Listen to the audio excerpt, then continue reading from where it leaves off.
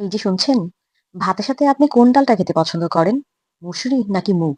কমেন্টে আগে বলুন কিন্তু। হ্যালো, হাই সবাই কেমন আছেন বন্ধুরা? আজ আমি বানাচ্ছি এমন একটা মুসুরি ডাল ভুনা যেটা একবার খেলে বারবার খেতে মন চাইবে। প্রথমে আমি কিছু মুসুরি ডাল নিয়ে নিলাম, তারপর ভালো করে ধুয়ে একটা প্যানে নিয়ে নিলাম। এবার মসলা অ্যাড করার পালা। আমি ২টা তেজপাতা দিয়ে দিলাম, সাথে দিলাম পেঁয়াজ কুচি, বেশ কিছু পেঁয়াজ কুচি দিয়ে দিলাম। তারপর দেব টমেটো কুচি, রসুন কুচি, আদা কুচি আর কাঁচামরিচ কুচি। তারপর দিয়ে দিলাম হলুদের গুঁড়া আর স্বাদ মতো লবণ।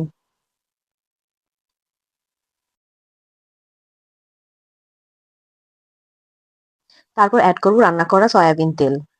সবগুলো উপকরণ দিয়ে দিলাম। এবার হাত দিয়ে ভালো করে সবগুলো মসলা একসাথে মেখে নেব।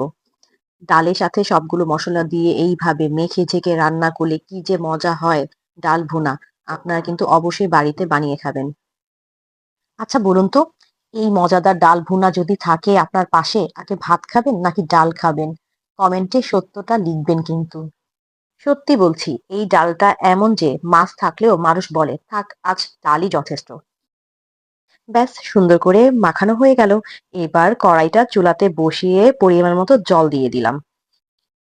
তারপর চুলাটা জ্বালিয়ে দিলাম। তারপর ঢেকে সুন্দর মতো ডাল ভুনাটা একদম কষানো কষানো সিস্টেমে রান্না করে নিলাম। এত সুন্দর হয়েছে না, আর গ্রেভিটা হয়েছে সেই। তারপর আর কি, কিছু কেটে রেখেছিলাম ধনিয়া পাতা, ধনিয়া পাতা কুচনোগুলো দিয়ে এই তো ডাল ভুনাটা রান্না করে নিলাম। দেখুন কত সহজে কম সময়ে ডাল ভুনা রেডি হয়ে গেল। এই ডাল ভুনা ভাতের সাথে না রুটির সাথে বেশি ভালো লাগে? কমেন্টে জানাবেন। ভিডিওটা ভালো লাগলে একটা লাইক দিবেন, লাভ দিবেন, আর এমন সহজ কিন্তু টেস্টি রেসিপি পেতে এখনই ফলো করুন। সাথে শেয়ার করতে ভুলবেন না। ধন্যবাদ সবাইকে।